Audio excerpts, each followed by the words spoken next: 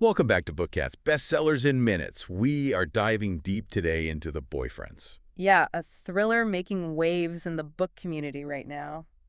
So, without giving anything away, The Boyfriends is about Sydney, who is in her 30s and dating online. Yep. We follow her as she meets all these crazy characters. Mm-hmm.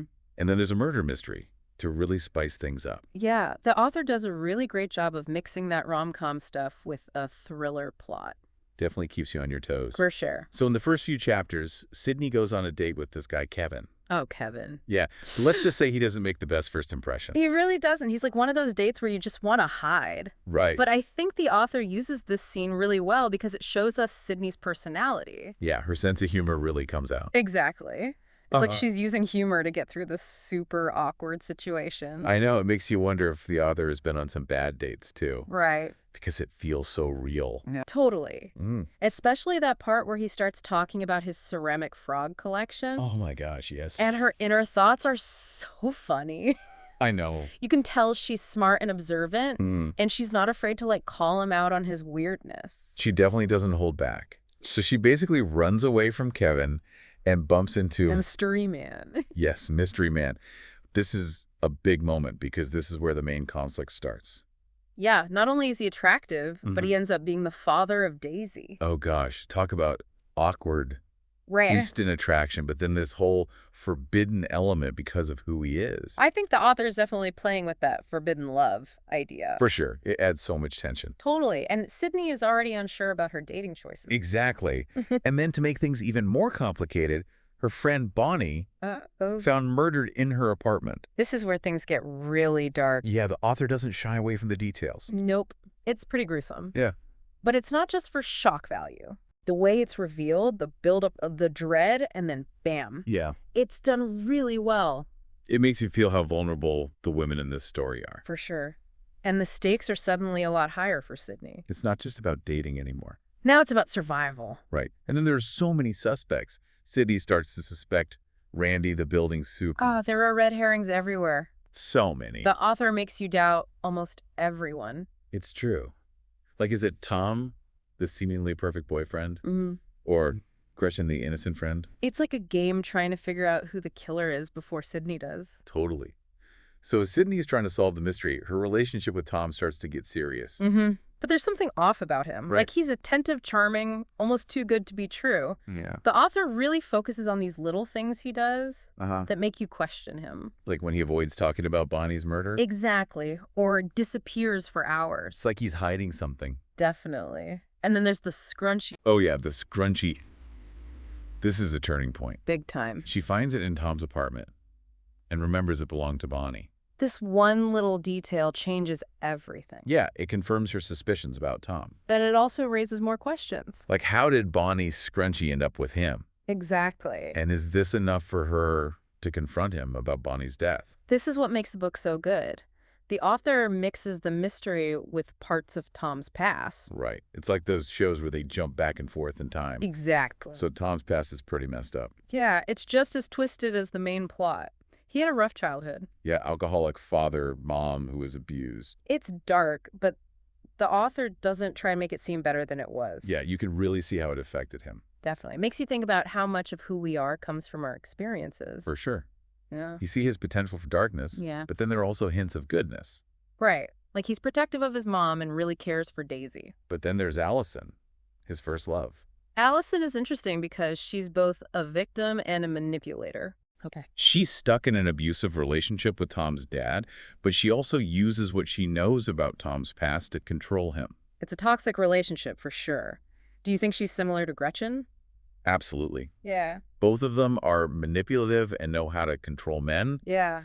They use their vulnerability to get what they want, and they're both drawn to Tom's darkness. That makes sense. And it gets even more interesting when we learn about Allison's disappearance. Oh yeah, she just vanishes. And everyone thinks Tom did it. It's easy to believe because of his past. Makes you think about how we judge people based on their background. Totally. The author uses that to make us doubt Tom, even though we see his good side too. Right.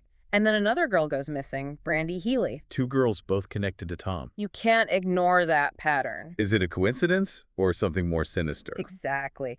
And don't forget about Bonnie and the present storyline. Oh, yeah. We have 3 missing or murdered women now, all potentially linked to Tom. Makes you wonder if history is repeating itself. Is Tom involved with Bonnie's death too? The tension is really building here. For sure. And then to top it off, Tom's father disappears. Another huge moment. We know their relationship was violent. Yeah, it makes you think Tom might have done something. It plays into our fears about cycles of violence. Like, is Tom destined to become his father? But there's a twist. We find out later that Tom's dad actually died at a heart attack. Oh, wow. After Tom hurt him in self-defense. That's tragic.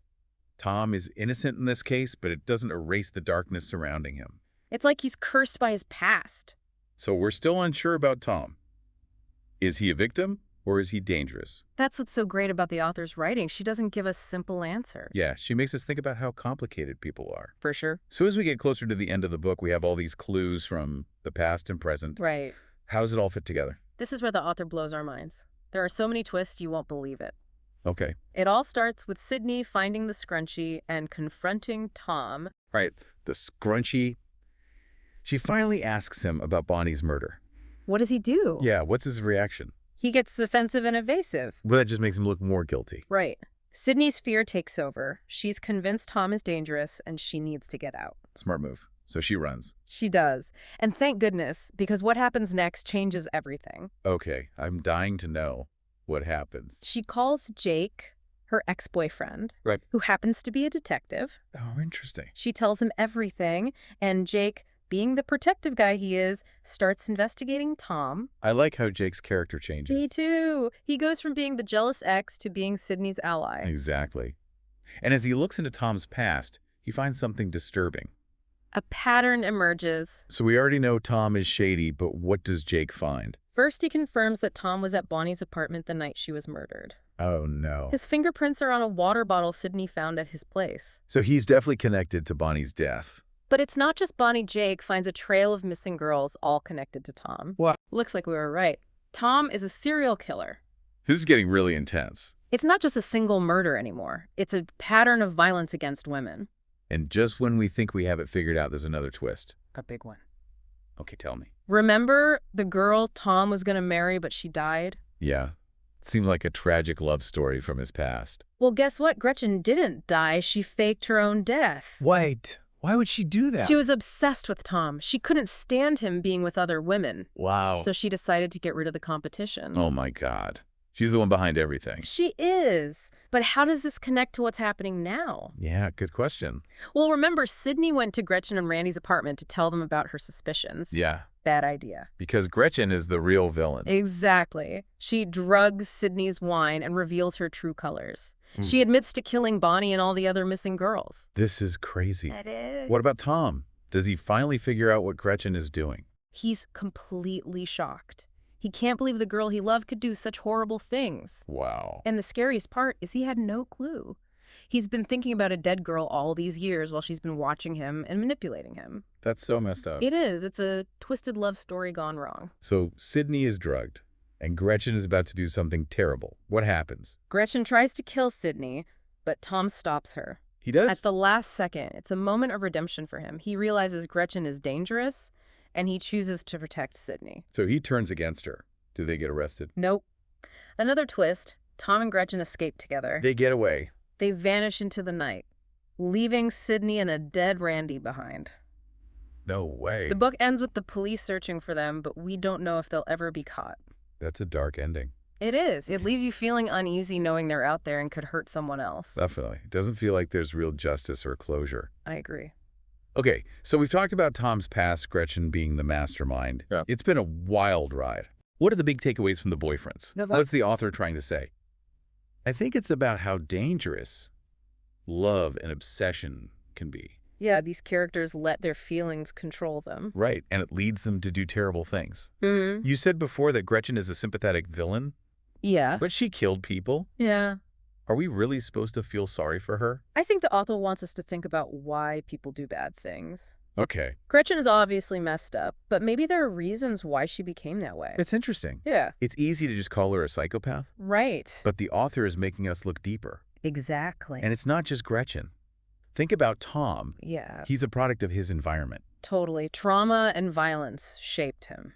Of course what he does is wrong, Of course. but we can see how he got to this point. That's what makes this book so good. It's not just a thriller, it's about real people. Right. And then there's Sydney. She's like the light in all this darkness. She goes through so much, I know. Betrayal, manipulation. but she never gives up. She's strong. She definitely is, and I think her story gives us hope. Me too. She comes out of this stronger and more independent, And she chooses herself. which is so important. Yeah, especially in a genre that often makes dangerous relationships seem romantic. The Boyfriends reminds us that love shouldn't be dangerous. Exactly. It shouldn't come at the cost of our safety or our sanity. So if someone asked you, what's The Boyfriends about, what would you say? It's about obsession relationships and how strong the human spirit can be. I like that. So would you recommend it? Definitely. Yeah. If you like thrillers with twists and turns and characters you can't stop thinking about, then you'll love The Boyfriends. Well, there you have it. The Boyfriends in a nutshell. Who? This was Bookkast, Bestsellers in Minutes. Thanks for listening and happy reading.